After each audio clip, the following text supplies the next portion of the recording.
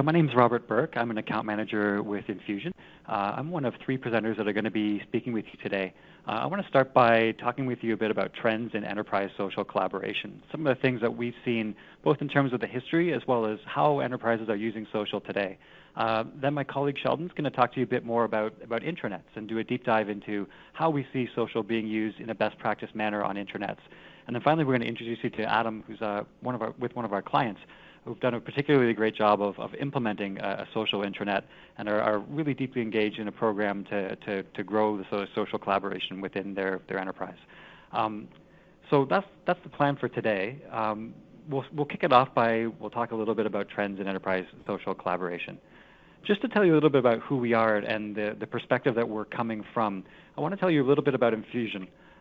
Infusion, we are a Microsoft partner. We are about 500 people worldwide. And we're unique in that we blend both the strategy, the creativity, as well as the technology aspects. So we have 600 people around the globe. You can see from the map, Sheldon and I are currently in our Toronto office. We also have 3 locations in the U.S., in New York, Boston, and Houston. We have an office in London in the U.K., 2 Polish offices in Krakow and Wrocław. We have an office in Dubai, a very lucky office in Malta, and our newest office is Infusion in Singapore. So one of the things that differentiates Infusion is that we have a very strong background in enterprise software development, but we also have a digital agency of about 50, 60 designers of many types, functional, UX, and so on. And that very strongly informs some of our thinking around social in the enterprise. We founded in 1998, and we have quite a few Fortune 500 clients we'll talk about in a sec.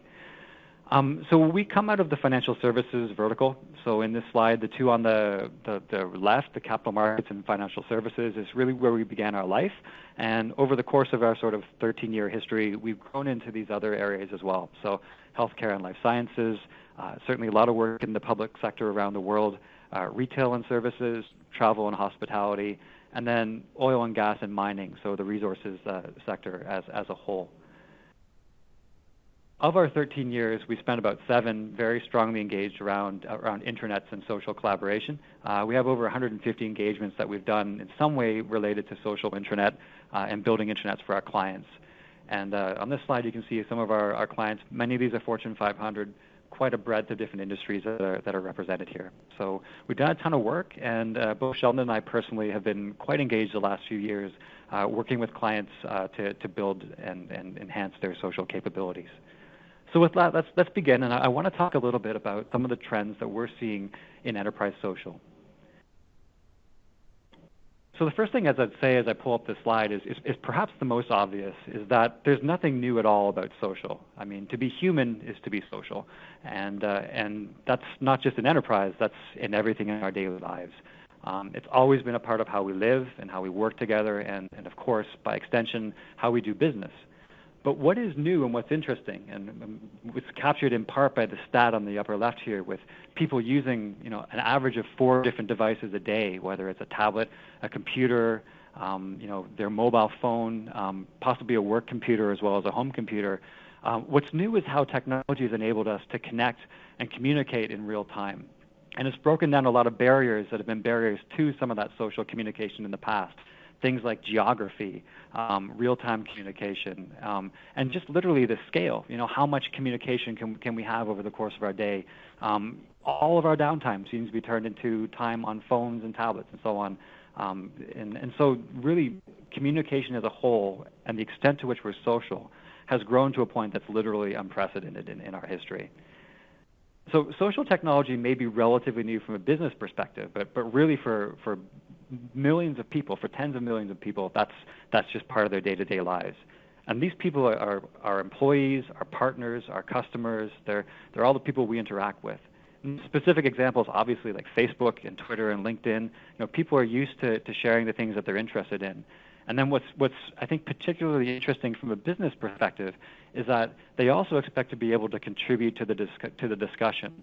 So things that formerly might have been one-way communication, people now expect to have their contributions heard and, where possible, respected. Some of the other stats you see on the slide speak to just some of the scale of the magnitude of communication that goes on these days. Companies that have over 1,000 employees on average, keep more data than the U.S. Library of Congress, like over 230 terabytes. We actually do have a fairly considerable adoption of social within the enterprise already. 72% of organizations are deploying at least one kind of social networking tool. And we'll talk about what some of those are in just a moment. But the summary of this is that the social technology is part of this broader transformation of how we get things done. So some of the trends I wanted to call out here. So on the bottom, we note that 20% of consumers online expect a response. But what's interesting is where this comes from is over 40% of consumers complain about products and services online, on social networks like Twitter and on message boards and so on. And they're more likely to accept what they hear through those social networks than what they hear through traditional marketing channels. And so 20% of those 40% expect that when they complain online, they should receive a response within an hour. So it's a staggering expectation of instant communication online. And then just the sheer number of people that have a social networking account, over 1.5 billion. And then the last piece is that if you have any concern about whether or not this is really coming into organizations, millennials are going to make up 75% of the American workforce within just over a decade, and these are people that have always lived and breathed social networking. It's just part of the fabric of their lives.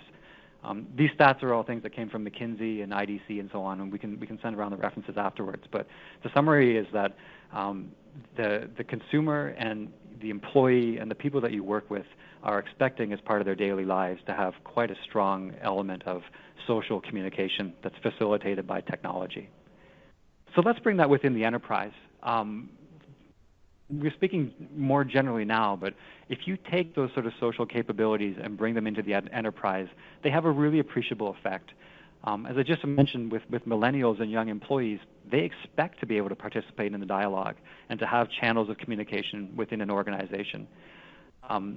Traditionally, if you think of an intranet that's good for publishing content and providing access, typically to HR information and corporate communication information, they tend to be kind of publish, or for most people in the organization, they're read-only. But if you think about the online examples we just talked about, like Facebook, Twitter, LinkedIn, social really brings those alive. They're about different types of information. Some of it's more structured, something like Wikipedia. Some of it's less structured, something like Twitter, like a microblogging engine. And some is somewhere in between, like a message board like Yahoo Answers, or if you're technical, there are boards like Stack Overflow that are really focused around question and answer formats that become almost organically a source of information that can be searched and discovered. And social can really bring that kind of wisdom of the crowd, not just generally to consumers, but they can bring it within your organization as well. And we highlight here some of the examples of things that can break down. So some of the examples we give here, we've seen social being used really effectively to reward that kind of collaborative engagement within an organization that we always hope for, and in fairness, we expect from our employees, but through concepts like gamification, meaning taking a task or something that's not necessarily a hard deliverable and turning it into something that's recognized and rewarded, you can really foster that kind of collaboration within an organization. Social can also improve response times. So providing these different types of communication means that you can achieve some of that instant responsiveness that apparently people expect online, and we've come to expect from friends and family as well on mobile phones and other devices. You can capture ideas in different ways and share knowledge. And so the upshot and the summary of this is, today a successful internet really needs to be able to embrace this kind of social functionality and turn it into a two-way street. One example of a collaboration tool that we've seen kind of on the rise recently is Yammer. And I wanted to bring it up as one example of something that perhaps some of you have seen or worked with within your organizations. But I just wanted to use it as an example of the type of social networking we see within enterprises and the incredibly rapid rate at which it's being adopted. So Yammer, look at it at its heart almost like Twitter. It's for short messages, quick responses, using special notations to be able to call out colleagues and particular topics within an organization. Now, if Twitter to you conjures up this vision of a giant wall of mostly noise. One of the interesting things that you can do with Yammer is that you can insert it within your organization at key points. So, for example, if you're collaborating on a document, you could have a Yammer thread that's related to just specifically that document. Or within a department or an initiative within that department and so on, you could have Yammer conversations that are focused around those specific entities. So think of this like taking Twitter, bringing it into the enterprise, and making it focused around solving organizational challenges and particularly communications challenges within an organization. So the 4 bullets I have on this slide talk about just how rapidly Yammer is being adopted. Yammer's user activity, like looked at in terms of messages and groups and so on, has doubled year over year the last 2 years. Registered users have gone up more than 50% over in the last year, so we're now almost at 8 million, and that's before we put this deck together. By now, we're likely over 8 million people using Yammer. It's used in over 150 companies. And then there are 2 other things that I don't have on this slide. One is that in terms of just the sheer number of messages that are sent, again, has doubled. And paid networks, as in being able to use Yammer for a business purpose where there's some sort of there's a revenue on the back end, has increased over 200% year on year. So there's been a huge increase in the use of tools like Yammer within the organization. And again, one more stat just to underscore where we see the growth prediction here.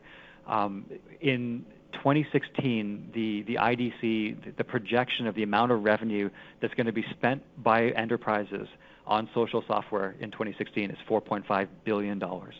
So huge spend from organizations that recognize that they really need to embrace social and make that part of how their organizations work. So in just a moment, I'm going to hand this over to Sheldon and have him dive through Intranet. But I want to do one more thing to sort of set the stage before I do that. And that is I want to take a snapshot of 4 different periods of time between, as you can see, the mid-'90s and today, and look at how our concepts of Intranet have changed and evolved with the times. And in each one, I think it's really striking to see what technologies are there on the consumer side of things and how they're being adopted into the enterprise.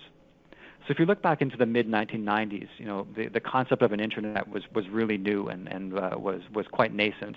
And at that point, just having any sort of shared resources that were accessible across the organization was part of what constituted an intranet. So if we had network printers, servers, routers, that was brilliant if we could share those with everyone in the organization. If you look from a consumer technology, this is where people were starting to discover the infancy of the World Wide Web. And so what you started to see a little of on the intranet is standing up simple, non-interactive web pages that would be potentially the basis of a corporate intranet.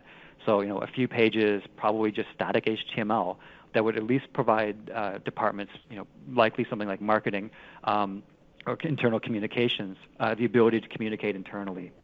So that's really where you see the origins of what is going to become the current intranet. Fast forward a little bit to the early 2000s, and again, what you start to see is trends from the consumer space and for the general sort of technology space being adopted within organizations. Now, some of you might remember from the early 2000s some of the instant messaging clients at the time. Things like ICQ was a big one at the time. Now I'm dating myself. And things like Windows Messenger was big back then as well too. And there's a Yahoo, there's AIM Messenger as well. So those were all tools that allowed for instant communication. And what was interesting as well, so you couple that with the other thing that was a big presence on the early internet, which was newsgroups. So newsgroups provided a very sort of like loosely structured way of sharing communication online. And so both of those trends we started to see a little bit adopted within the intranet, within organizations, even in the early 2000s. So email started to make way to discussion forums, just simple ones, where people could share information in a sort of more partially structured way. The corporate phone book became something that we wanted to share and search, and being able to surface things like Active Directory, which stored all the employee information, and somehow surface that information in a searchable way. And then finally, the company-wide news being something that, being able to take those static pages and at least update them a little bit more frequently. So rather than maybe once a quarter, be able to provide a little bit more company news, maybe having one person in the organization that knew how to edit and update. So the internet's evolving a little bit in the early 2000s, again, adopting concepts and technologies that we see in the consumer space. Fast forward to the late 2000s, and here I'm thinking around sort of the 2007 timeframe, around where sort of SharePoint started to come of age a little bit to talk about one technology.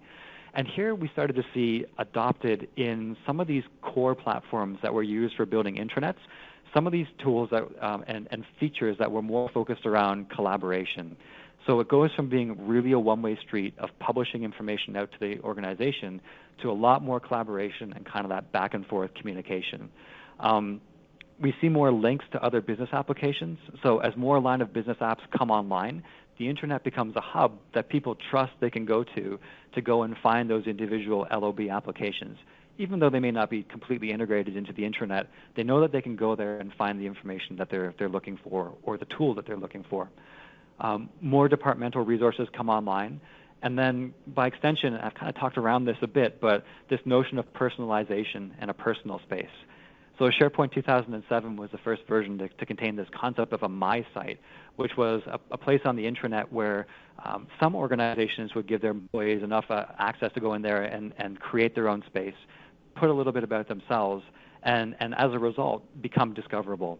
So that you have this capability of potentially being found and having people find knowledge and find capabilities within the organization because employees are willingly publishing information about themselves online in a searchable format online. So by the late 2000s, we see something that's starting to look a little bit more like the current intranet. And then fast forward one more step to the present. And what we're seeing today is this real emergence of social on the intranet. So what was originally almost like a Facebook wall. Actually, if I back up in a second, the analog in 2007, the big technology I want to talk about here are things like Facebook, right? So everyone knew what the Facebook wall was. Everybody knew how you could use a wall to communicate something about yourself. And so the idea of a My Site was really take the wall and take its ability to communicate something about my capabilities inside the organization. And again, you see the consumer space being adopted. So bringing that up to the present, now we have social all over the place. So think about how the world has changed between 2007 to today. Now we have, the pervasiveness of Twitter. It's hard to even imagine a world without this pervasive microblogging that we now take for granted. And so this constant, the chatter, the discussion, and so on, is something that we've started to see harnessed and used effectively by corporations and enterprises. And that's really sort of the emergence of social on the intranet. And I'll let Sheldon get into a lot more detail about that. The other piece I just want to mention here is search.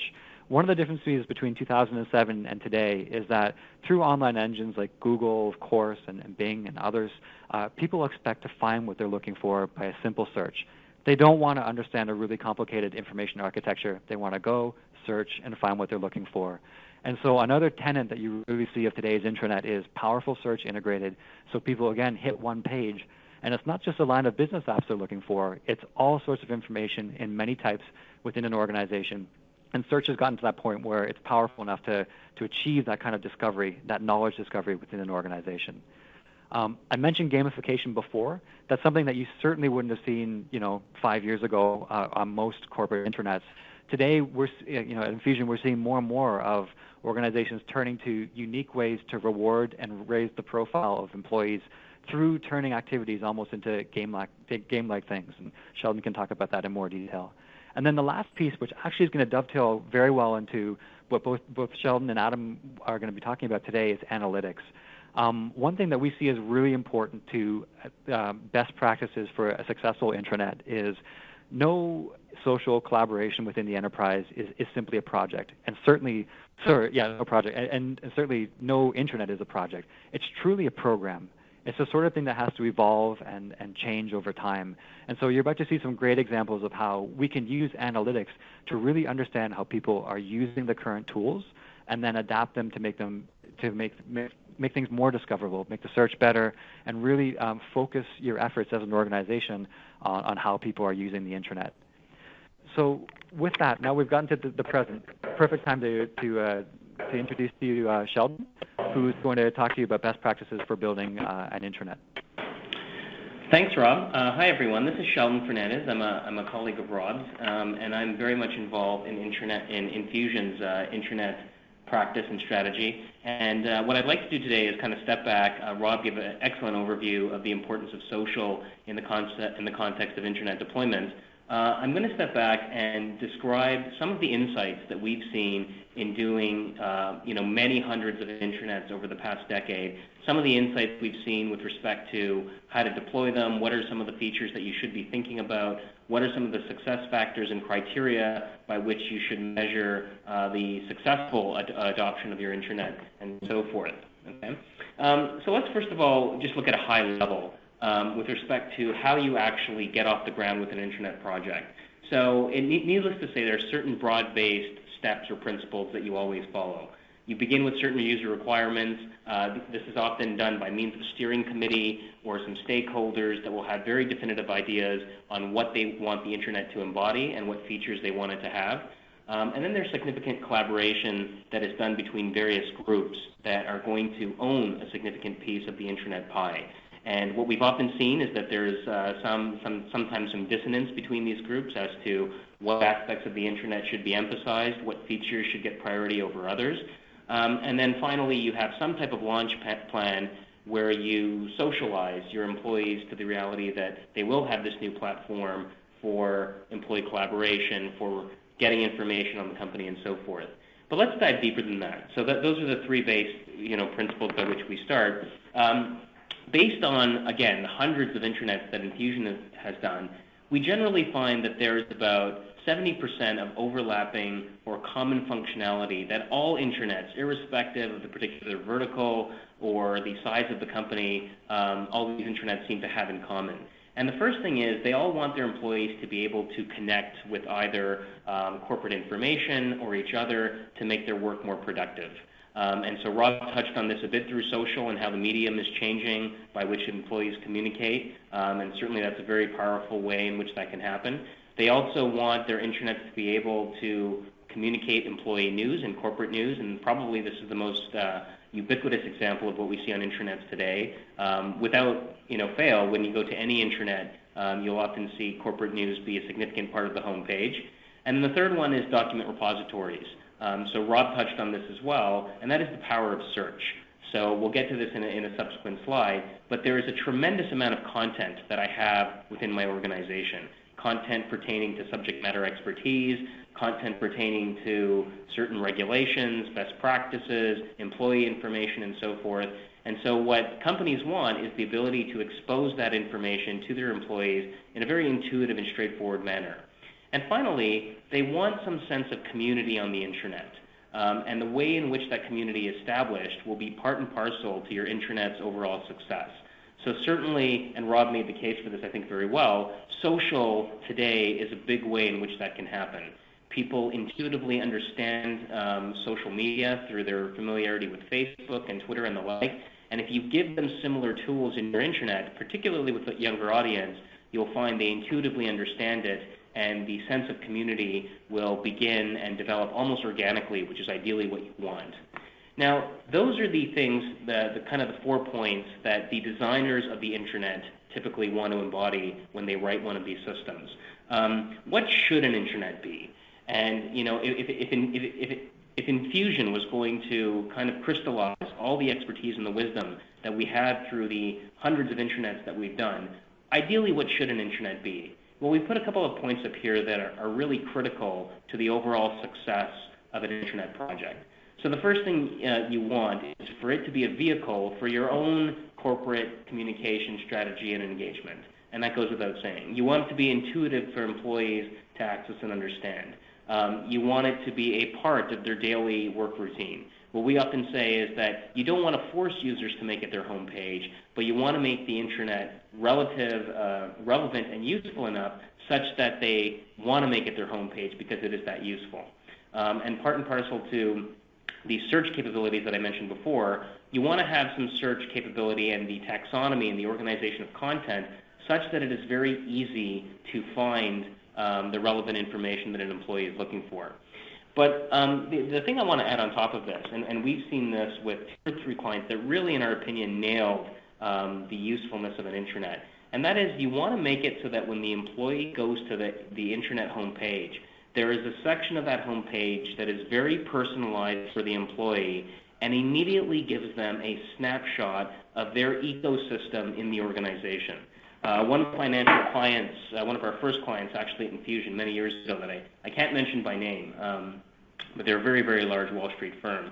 They had an extremely effective intranet, and the reason was when employees went to the intranet homepage, in addition to getting kind of the macro news that all employees would get, so messages from the CEO, messages from executives, messages or news items about the company in the Associated Press, for example, they also had a certain part in the intranet itself that was very personalized for them, that gave them such information as whether or not they had logged their time, what projects they had been assigned to, a widget that was really kind of focused on them, that once again really made it useful and relevant for them to actually go to the home page and want to go to the home page.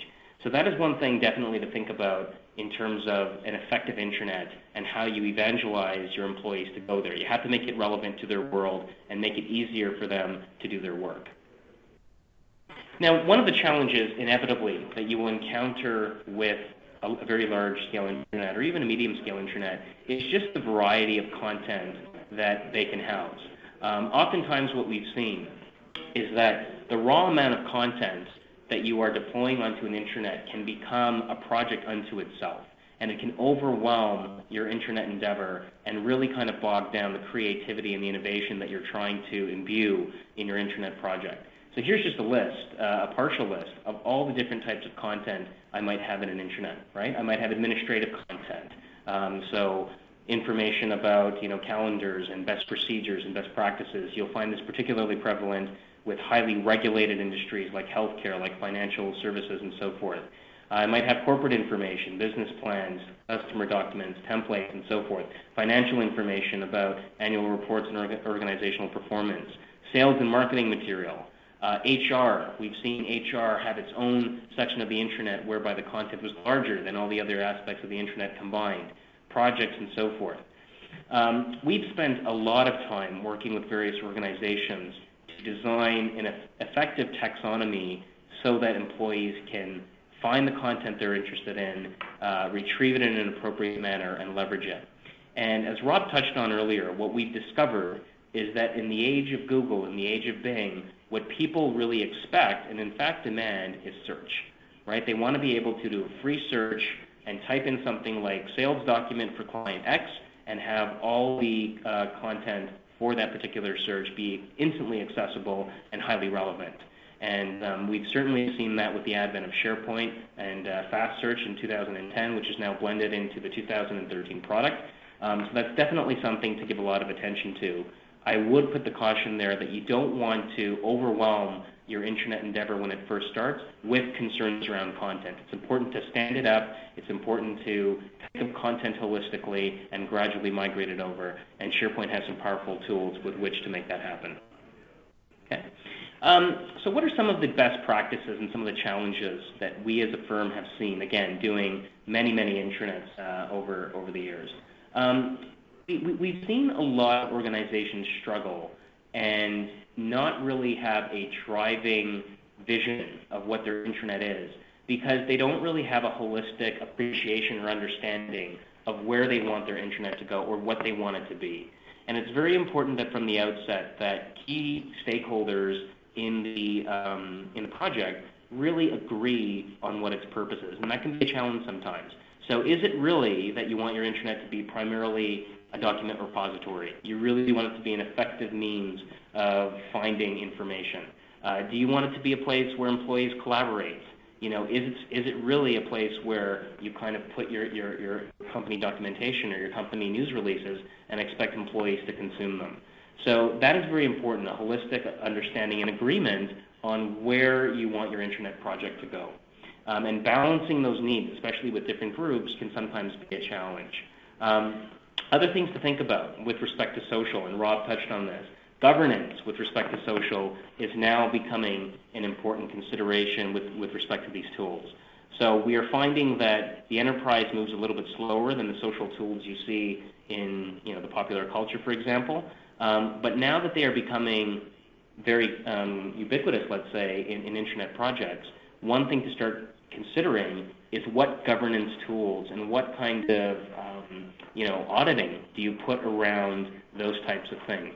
So who looks at the social chatter to determine what's appropriate and what's not? Who is monitoring that to record it in case you need some type of paper trail of what people are saying? These are the things to start thinking about when you actually are designing your intranet. Because what we've often seen is that there's incredible enthusiasm to adopt these social tools, and then there's inevitably, especially with some larger corporations, there's inevitably some group that is responsible for proper dialogue or HR that will shut down that particular initiative because you don't have guidelines around what's appropriate and what's not. And finally, the last, probably the most important point, is a lack of buy-in. So we have done several intranet projects where there's incredible energy to start the project, to get stakeholders, to release it, to consult all the employees, and there's this big bang release, and then gradually the participation and the interest in the intranet drops down, and it's just really a static page at that point. So how do you evangelize employees, and how do you keep your intranet relevant to respond to the changing needs of employees and how they are using their intranet? Well, that actually segues into our next section, which is actually very important, and that's deployment and adoption. So the important point that I want to get across in my section is to really underscore that it is important to think of the intranet as a living organism. It is important to think of it as a project that is going to change depending on the changing needs of your employees, that is going to change depending on which aspects of the intranet people are using and which aspects they are not using. And so measuring user engagement is probably the most fundamental piece of information that you are going to want to measure once you release your intranet. And as you can see here, there are various ways in which you can do this. You can track usage by employee, by department, by geography. That'll give you some insight into the way the intranet's being used. You may want to measure it based on content usage. What content are people really leveraging? What content are they not leveraging, maybe because they can't find it? It allows you to measure things like infrastructure and information sprawl. So maybe so much information is going on the intranet and there's no real organization behind it. It's just overwhelming employees and they're not using it all together. You'll see here on the bottom right of this particular slide that one of the challenges of measuring adoption is analytics behind these new social tools. So analytics are great when I'm measuring the content for static documents, when I'm measuring the content for regular intranet pages. What about when I'm using blogs and wikis and Yammer and social chatter? Okay, so we are at a point now where you have to give consideration for how the analytics applies to those more freewheeling types of exchanges, which is very, very important. And so you'll see that with SharePoint 2013, there are quite a bit of analytical features that you can leverage to determine things like what are the top queries that people are making, what are the most popular documents in a library or a site, how has a particular item on the intranet is being leveraged historically. And these analytics are very, very useful. And there are third parties outside the Microsoft stack that have really aggressively figured out the analytics behind social media and will offer even further depth behind things like social chatter and so forth. So that's very, very important, and we'll return to it momentarily. Okay. What I do want to do very quickly is just talk about Infusion's own Insight offering. So like I mentioned, we've done hundreds of intranet projects, and we see that the commonality behind those projects is considerable. Again, about 70% of people will want to do the exact same thing on an intranet. And so what we've done is we've taken that know-how and we've packaged it in terms of a SharePoint accelerator. So we wrote an accelerator in SharePoint 2013 that will give our clients 80% or 70% of that functionality ahead of time. And once we have that initial functionality in place, we can then customize it depending on their particular needs. Maybe they need more performance testing. Maybe they need certain tablet rendering that SharePoint 2013 doesn't support. And so this really allows the aggressive construction of an intranet very quickly. And around that particular software offering, we wrap a very refined and very well-detailed service offering that very quickly will get you from ground zero to an intranet in production such that you can then tack on other parts of content and get people participating in this new medium. And finally, we offer some mentorship around, evangelizing the intranet within your organization, coming up with a communications plan such that people will be excited about it and want to use it. Now, the Insight offering, so some of the key widgets are detailed on this slide right here. So again, what we saw was that many organizations asked for the same thing. They all want some type of, for example, office page layout. Everybody wants to list the key people of a particular office. Geographical offices like ours, for some reason the weather in that particular office is useful to people, so there's a weather widget, there's local time. You can see at the very end of this slide here, there is a widget that is personalized for that individual, that gives them information about their upcoming projects, that gives them information about the time they've submitted and so forth. And again, this gets to the idea that you want to make your intranet relevant to a particular employee. You really want to be thinking about it on that level. And so our Insight Accelerator is a collection of about 25 or 30 widgets that embody this common functionality that we see time and time again. And so it gets you very quickly up and running in an intranet context. One of the very neat features we have is something called the Corporate Explorer, which you can see on this slide. And so the Corporate Explorer is a visual or pictorial way of slicing and dicing through your corporate directory. This is one of the examples of Insight that's best shown live. It's unfortunate I can't actually show you a demo of it, but you can see the screen here. I can have in front of me a schematic of all the employees in my organization. And then I can say, of these employees, I want to look at only those employees in North America who are part of, let's say, the sales organization. And dynamically, using Microsoft Silverlight or HTML5, it'll triage that data for me so that I'm only seeing a particular set of employees that are located in that meet that criteria, let's say.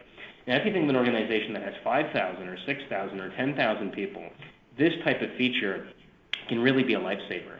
Because oftentimes I'm interested in a particular employee that maybe I've dialogued with, but I don't really know what office they're in. I don't know who they report to.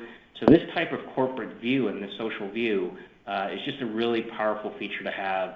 And once again, it gets employees excited, it gets them engaged. This is one of the aspects of our own internal intranet that is most used by our employees. Okay? So this slide here just shows the Insight typical engagement that we sell that's wrapped around our accelerator. And so you can see in about 12 to 14 weeks, we very quickly do a requirements gathering phase. And there's not a lot of build that actually has to happen because, again, we prepackaged it all in this Intranet accelerator. And so from point 0 to point 14 weeks, the promise is at the end of that, you have an intranet that is working in your production environment. Now, I want to underscore, it doesn't have all the content that your intranet at present does, but what it does is it brings you up to a point where you have something that's running and you can then get your employees engaged and then slowly start building up your content. One of the challenges we've seen with intranets is what we call analysis paralysis. There's so much spinning of the wheels that's done to agree on a taxonomy and so forth. It's months or sometimes even years before the intranet sees the light of day. And that really takes away the energy and the enthusiasm behind your typical intranet. Okay, so just briefly before I hand it off to Adam, I just want to show you some of the internal actual slides that we used at Infusion to measure the success of our own intranet. So we at Infusion were the first consumers of the Insight Accelerator, and so we often will look at the analytics to determine whether or not people are using our intranet. And so you can see here we have some analytics regarding the number of visitors per month, users versus non-users, how many people are anonymous, let's say. You can see it's also broken down by geographical locale. So you can see on the right here that Toronto is a very enthusiastic supporter of the intranet, probably because it's housed in Toronto, and most of our authors who write for the intranet are located in Toronto. And you can see Dubai and London don't engage as much. That was, an important thing for us to realize, that we needed content from the other offices, and we needed to put extra emphasis on how we engaged them. You can also see we have, the usage of the intranet broken down by role. Are our developers using it? Is our management using it? Our operations people, you can see, use it quite a bit because there's a lot of tools that are on the intranet for them. So how do we improve the usage of the intranet and target maybe those groups that aren't using it as much? That's very important for us to know.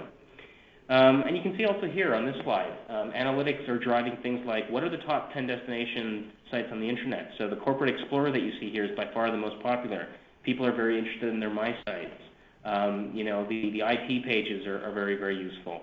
So it's useful for us to know what people are actually looking at so we can further refine those pages and maybe expand the content in those areas.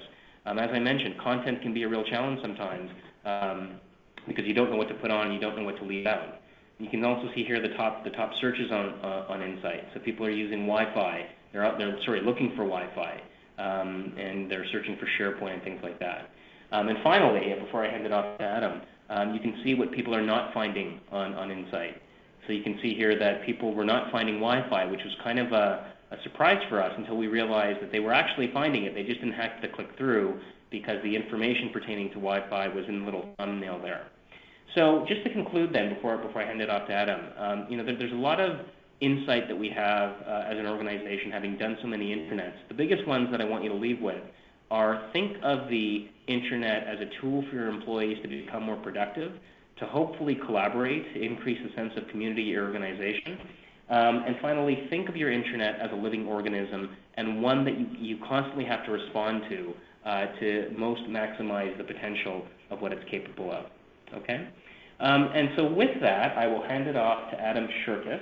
And Adam is a client of ours who used our Insight Accelerator, and he's going to share with you exactly what they did with it. So I'll hand it off to Adam now.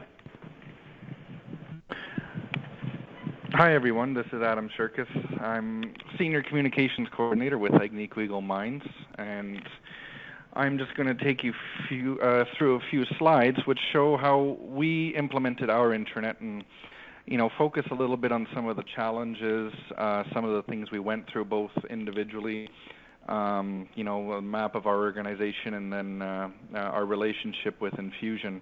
I think what I've heard a lot from Rob and Sheldon was a sense of community, and that's really something that we tried to focus on as well as we moved through our implementation. So just a little bit about us.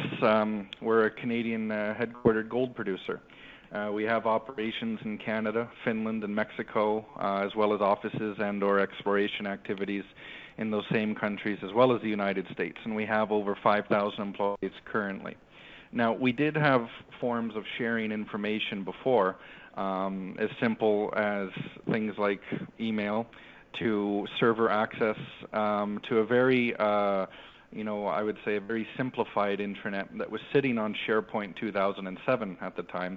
Wasn't really utilized that much. It was just sort of sitting there. Some employees used it, most didn't. It wasn't a default homepage or things like that. And it only existed on the Toronto server. So when it came time for someone, up in our operations in Nunavut, or down in Mexico, or over in northern Finland to access, it was really slow, very tedious. It was only in English. They didn't see much use into it.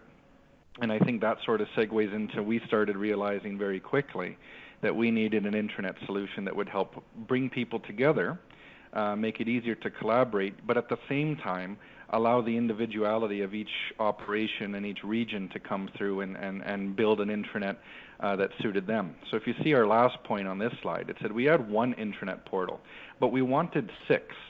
And that's because we identified 6 regions we wanted our intranet to sort of be unique. We started wrapping our heads around, our main challenge was, well, how do we have one intranet that satisfies a Finnish audience, a Mexican audience, a Nunavut audience, a Quebec audience, a Toronto audience? And after a very quick conversation, it was obvious that the answer was we don't. What we really needed is to have an intranet solution that we could replicate at each division that allowed us to share certain global components while at the same time allowing things to be done in the local language for each region, as well as them to use different tools. I'm sure it's the same for many companies with operations in different regions. You share certain things, but a lot of things are individual, either culturally or operationally, to the different offices and locations we have. So we were no different. One of the reasons we liked SharePoint as a tool is because, like most companies, large-scale companies remain today, they're heavily invested into a Microsoft platform. Employees generally are familiar with Word and Excel and Outlook and Office and Windows. So we liked SharePoint from a technical standpoint because it plugged in to our existing platform, And secondly, a very simple and big advantage was its language availability. When we were looking at different solutions, English was never a problem. French and Spanish, usually, they were large languages. When we get to Finnish, it was no. We didn't find a single other thing that was available in Finnish. And although we didn't put it on this slide, we do occasionally use Inuktitut, the Nunavut language, once in a while. Now, there's no operating system or platform in the world that uses it, but again, using Windows and SharePoint by installing the official font of Nunavut, we are able to write and produce data on our intranet in that language as well for the Inuit employees that we have. So we saw a lot of advantages in terms of tapping into the Microsoft infrastructure and the flexibility. It is also very familiar for everyone to install. So with that being said, we got to work and we said, well, we have two goals. We said we want to make it more collaborative and simple, and we want people to feel that it belongs to them. So we sat down with Infusion. We got to work through a series of meetings. And as it says here, the first version of our intranet was up and running in about 4 months. And we did build it off the Insight Accelerator platform. We liked a lot of the things in there. We also came back and said there's some extra things we want to have in there, which we worked with Infusion. We had our own developer. He helped, and he worked really well with Infusion's developers, and together we came up with something that served our employees everywhere. What I did myself as the project lead for Agnico Eagle was I really made sure to sit down and literally talk to each division. I visited each division. We went there, we talked about the project, we showed them the Insight Accelerator solution. We said, this is our foundation, this is what we're going to be using. What else do you want? We really opened it up and said, what do you need? This was really key to us because we said, not only are we going to install, an intranet onto a local server in these different regions, but it was going to be in their language, and we wanted it to have tools staring at them in their face on their homepage that applied to them. So in places like our operation up in Nunavut, which is a fly-in and fly-out operation, they really wanted to see things like the flight schedule of the charter flight we have. After being up there for 2 weeks straight, they wanted to know if the weather was going to allow them to go home or not. They wanted to see the daily menu. They wanted to see the popular documents. They wanted to see which managers were on duty. In an office like Toronto, they wanted to see other things, such as the market performance, what the gold industry was saying, corporate news and things like that. So because it differed at each division, we built a set of tools that could apply to each division, yet at the same time we can share them on any of our installations. And then we tied things together with some global components, such as global news and messages from our CEO and things like that. So in short, we have 6 parallel intranets that all look the same, offering slightly different tools on the home page and a different makeup, yet there's certain components that are consistent across the board. So it really was an interesting project. I think Infusion remembers the conversations we had trying to figure this out, and we're about a year into our full implementation now. And just touching on the topics that, again, Sheldon and Robert were mentioning, now we're moving towards more social aspects of our intranet. Let me just move forward here.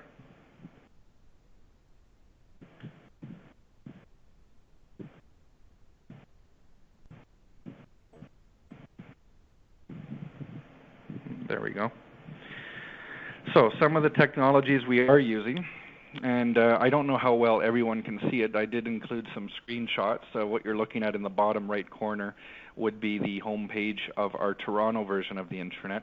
It's really hard to see, but we do have a feature rotator, that large picture in the center, which can show pictures, information, and also play video.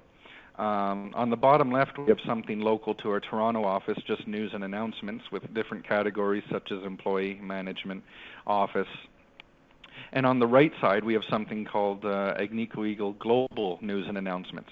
That's just using a simple SharePoint RSS feed. It's controlled by Toronto, but what's interesting about that box is that exact box actually exists on every intranet. So again, it goes back to although the sites may be different at each of our regions, they're still seeing something consistent. So they still see that sort of global thread as well as their local thread. Some of the things we are using, we're just ramping up Link. Sheldon, I think, quickly showed the contact directory. We are also using that. It was, as the statistics said from an Infusion standpoint, it was the same for us. Employees wanted to see that. We're starting to integrate Link with it. We're in the early stages of that. We have our search as well. If in our screenshot you can see these two gray boxes in the top right corner. Which reminds me of another thing we did with Infusion. The top little gray box is a search, which employees have given us some really positive feedback on, because over the course of the last year, we've been encouraging them and teaching them if you can't find something, search for it. It's very interesting that employees have no problem going to the web and using Google to search, but when it comes to internal, all of a sudden they forget that they can also search. So we've been working at that. That's been getting better. And the second gray box is another feature, again, just to give a sense of global. Google Translate is free, as most of us know. So we actually implemented that and put that into our intranet as well.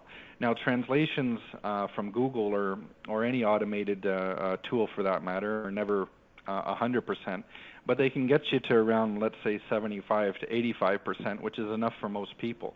So what we did is, even when you're on the Toronto page, using built-in Google Translator, you can translate it instantly into Finnish, French, or Spanish. And likewise on our different pages or intranets in Mexico and Finland.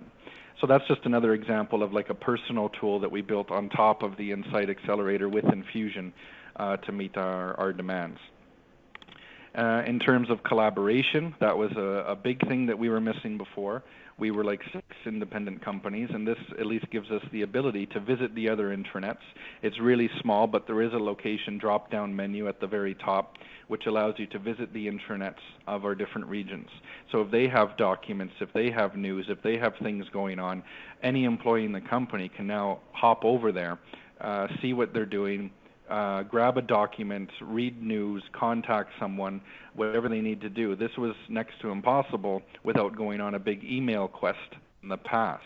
And again, even I can go over to the Finnish one, and if there's a lot of content in Finnish, obviously, I can use the Google Translate, click English, and I can get a really good idea of, their latest updates, news, what's going on, and even find documents.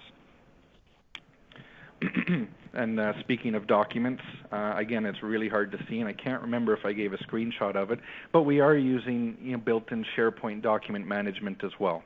Like most companies, we were using different drives on our local office servers with very little management or oversight.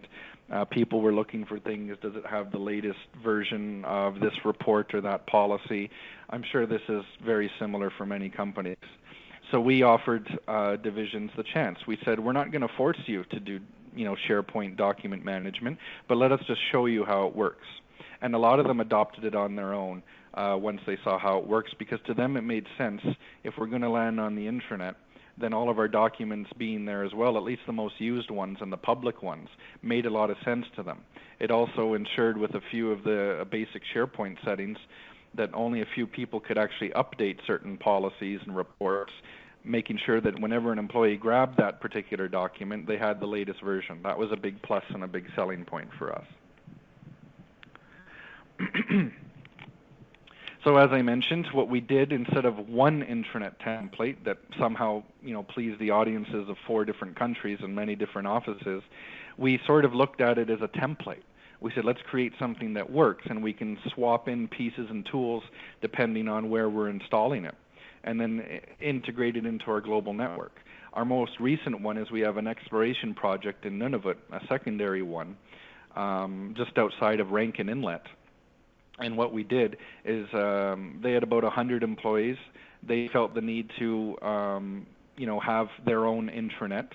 After seeing what the rest of the company was doing, they installed a SharePoint server, and so we had it up and running in about a day.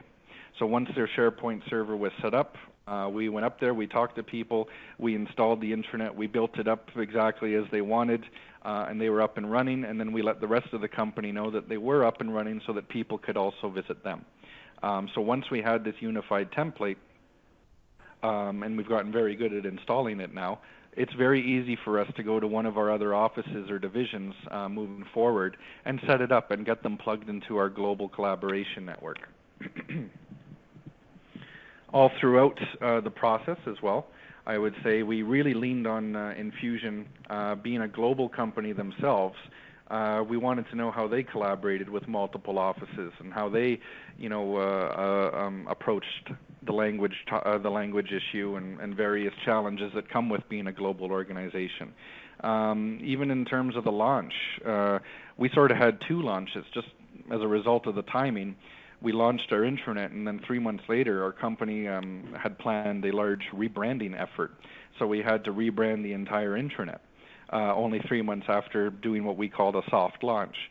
So we really leaned on Infusion to help bring us through this. So it wasn't just a technical partnership in terms of getting the tools up and running. We tried to take advantage of their experience in terms of change management and getting people on and using it. I think Sheldon did a great job speaking to some of those challenges, which most of us probably experience ourselves as well.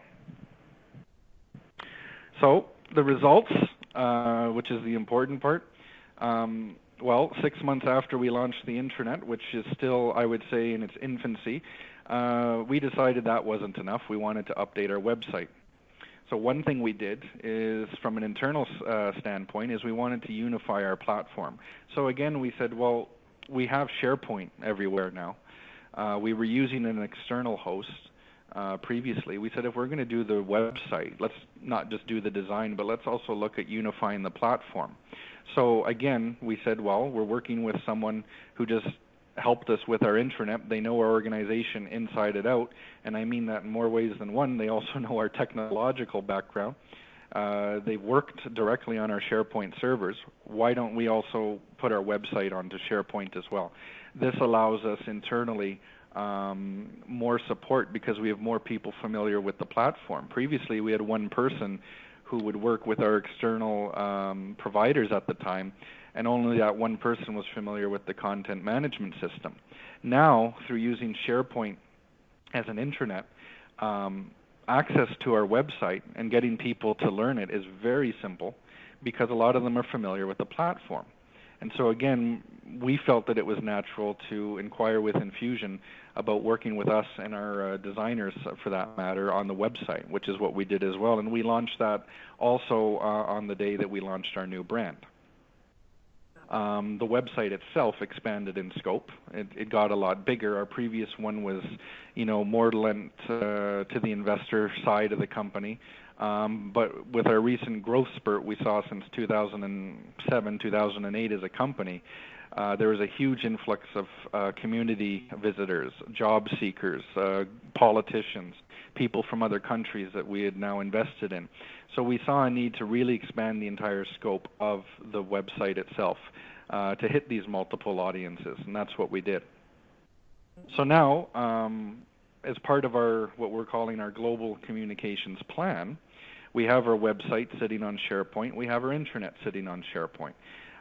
Two other things that we have planned throughout the end of this year in 2014. The first is something we're calling AEM, Agnico Eagle Mines TV. For the past 5 years, we've also been using digital signage. Like many industrial companies, I'm speaking about an intranet and a website, but half of our employees don't work on a computer on a daily basis. They're shift workers. They work underground. They work in trucks. They work in mills and industrial buildings. So how do they get information? How do we reach out to them?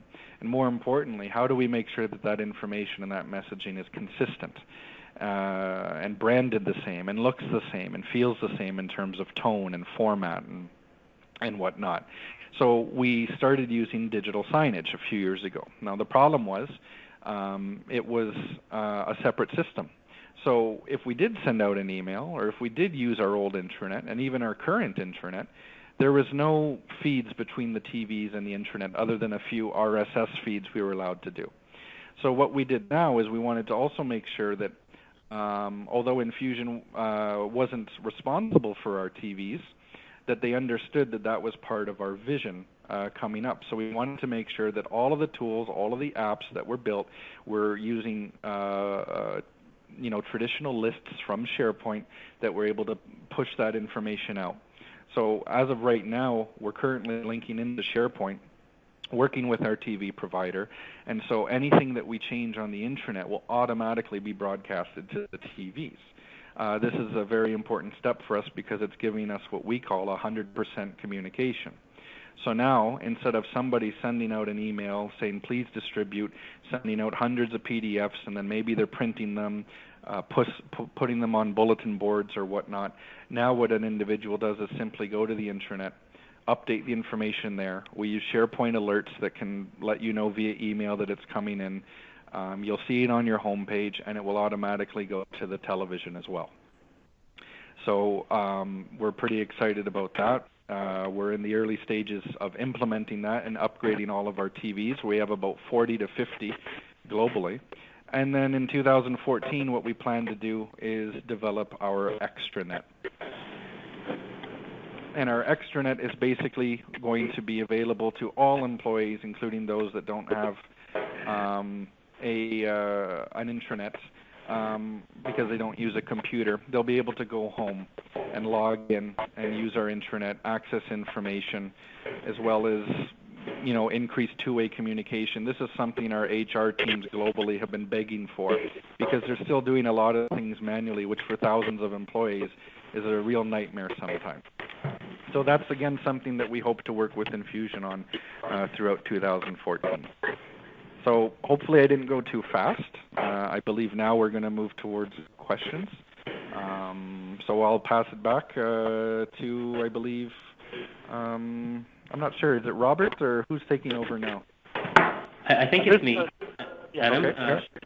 So we're at time. So on behalf of Adam, Rob, and myself, I'd like to thank everyone for spending an hour with us on what is a very busy time for all of us. And since we're at time, I'd just like to open it up for any questions that you guys might have on social intranets or some of the implementation details that Adam spoke about. Okay, thank you, Sheldon. We did have a few questions come through. This one was for Robert. Robert, do social intranets encourage employees to waste time? Do social intranets encourage employees to waste time? It's a good question, and it's certainly something that we get asked a lot in meetings with executives. They wonder whether or not these tools are going to be used for some of the more frivolous uses that you see on Twitter and on social networking in general. There are a couple of things I want to say here. One is that you'd be surprised at how self-policing social intranets tend to be within an organization, because employees know that their manager's watching and their manager's manager and so on. And so people tend to be quite respectful about the type of things they post up there. Similarly, even when you have the opportunity to post a photo and so on, it's amazing how it tends to not be pictures of your cat or whatever. People know that this is a corporate image they're portraying. And similar to how LinkedIn as a social network has quite a different persona, if you will, to Facebook, corporate intranets tend to adopt a more sort of corporate look and feel. The other piece I'd say of this, though, is that it is definitely true that social intranets do encourage employees to not always be talking about things related to work. As one example, I have a colleague that posts the word of the day every day, and it's just something that he finds interesting. And it's a good example of something that's not entirely work-related, but going back to what we were talking about at the beginning of this presentation, it encourages that sort of social communication and collaboration within the organization that's really fundamental to how we interact as people and how we interact as an organization. So, is it always work-related? No. But is that a waste of time? I would argue that it's not. I hope does that help or answer the question? Yes, thank you very much, Robert. I had one other question for you. It was, are you afraid that the Yammer tool will turn into Facebook for work? Am I afraid that Yammer will turn into Facebook? Well, I'm not afraid so much as, well, put it this way, I'd say I'm more excited that Yammer would turn into Facebook for work. Like, Facebook as a social networking tool exists for allowing friends and family to communicate. And in doing so, it does a really effective job. I mean, people spend a ton of time on Facebook, and Facebook keeps evolving to provide more and more mechanisms so that people share pictures and keep in touch with old friends and this type of thing.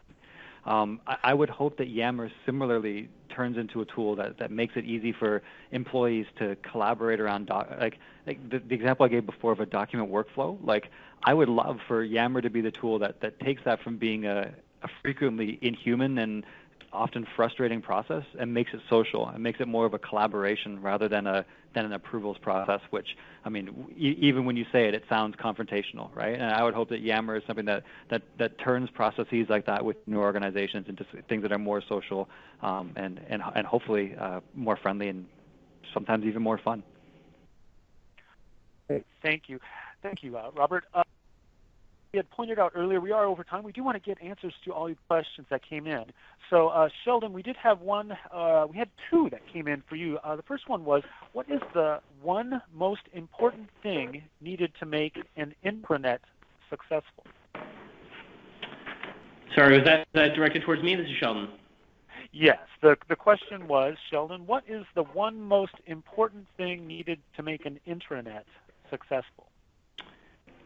So I would say that it is a agreed upon method to engage employees and a common vision for how that is going to be done.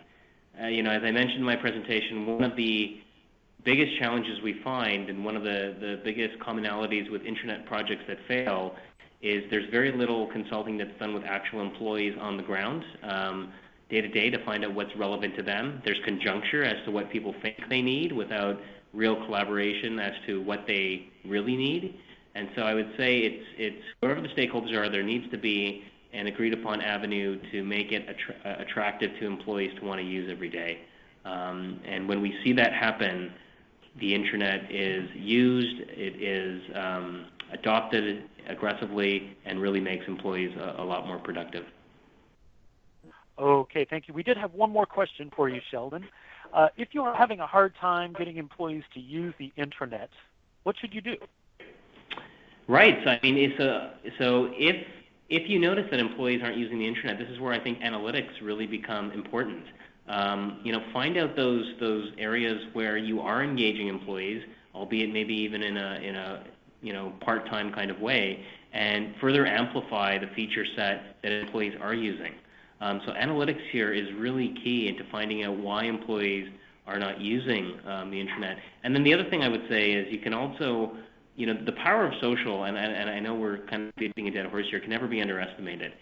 We have found that intranets that don't have social and have very low adoption, when you put some of those tools there that employees are familiar with, more often than not, people start leveraging them. And so I think that's one kind of club you can have in your golf bag if you find that for whatever reason employees are just not engaging your corporate intranet. Having a Yammer or having some microblogging and putting it up and just relaxing maybe a bit in terms of what people can say and so forth, because as Rob mentions, and this is very powerful, people are generally self-policing, I think can make a big difference. Okay, thank you, Sheldon. Adam, we did have one last question today, and that was for you. Adam, the question is there a social aspect of Agnico's intranet that is monitored? And if so, by whom? Yeah, I mean, I didn't go too far into it because I was trying to be conscious of time, but if I just move the slides back a little bit to show something quickly. In our screenshot, you might see a little pale blue box to the right of the picture called Speak Up. And that's something that we recently launched. We did two things. That right there is a global anonymous employee feedback form. And it is completely anonymous, and we've encouraged all employees to use it. Even our hourly employees who don't have a computer, right now we're using old-fashioned suggestion boxes, and then we have people type in their questions, and then we assign them to people from our CEO to various VPs, and as soon as it gets answered, you can click on that box and you can see all answered questions. Every employee can. And just to touch on the social aspect, what this has done is give employees who might be, otherwise a bit uncomfortable or intimidated to speak to a supervisor or a VP about something, it gives them just another outlet to ask a question or make a suggestion. It has quickly become, within the last 2 months, our number one most visited spot on our intranet, and to date we've had about 150 different questions, suggestions, or comments come in, and we haven't had to remove any for anything negative. It's monitored by our communications team, or HR. We only have a few people, a handful of people who have access to it at an administrator level, and it's been quite successful. So to Rob's point, it is self-policing. We just put a little blurb in there that says, like most companies, you've signed an employee code of conduct. Anything unprofessional will be removed and it won't be answered. And we haven't had to remove anything. And we've received some very good feedback. The second thing we did, is you can't see it, is we had a feature called Sean's Corner. We spoke to our CEO, who's not a very high-tech guy, and we said we'd like to reach out to more employees using technology. So we gave him his own little page with a very simple SharePoint discussion forum. Now, the difference between that one is it's not anonymous. So then we said it's going to self-police itself, and there hasn't been a single instance of an employee saying anything rude or unprofessional. So we have very little oversight over it. And we're just using standard SharePoint features to alert us when something gets entered. And our CEO is getting a kick out of it. He goes in, he sees something has been asked, and he writes an answer. Very simple. So we're moving into the social atmosphere as well. Personally, I think the biggest problem with social media is sometimes the word social. It gives a bad impression of what it actually is. I just remind some of our critics, and there's going to be them in any company. It's not Facebook. People aren't going on here to play Scrabble or post pictures or watch silly videos. Everything on our intranet is documents, policies, tools, information, collaboration with other employees. I think it replicates social media in the sense that it allows people to connect to each other that otherwise couldn't connect. So I hope that answers the question. Okay, thank you very much. As we said, we were over time, so do want to let everyone know that we will be following up with you very shortly. The webcast will be available for on-demand viewing within 24 hours from this same URL. We will be following up with an email very soon with that and the PowerPoint deck. So I do want to thank you all for joining us, and have a great day.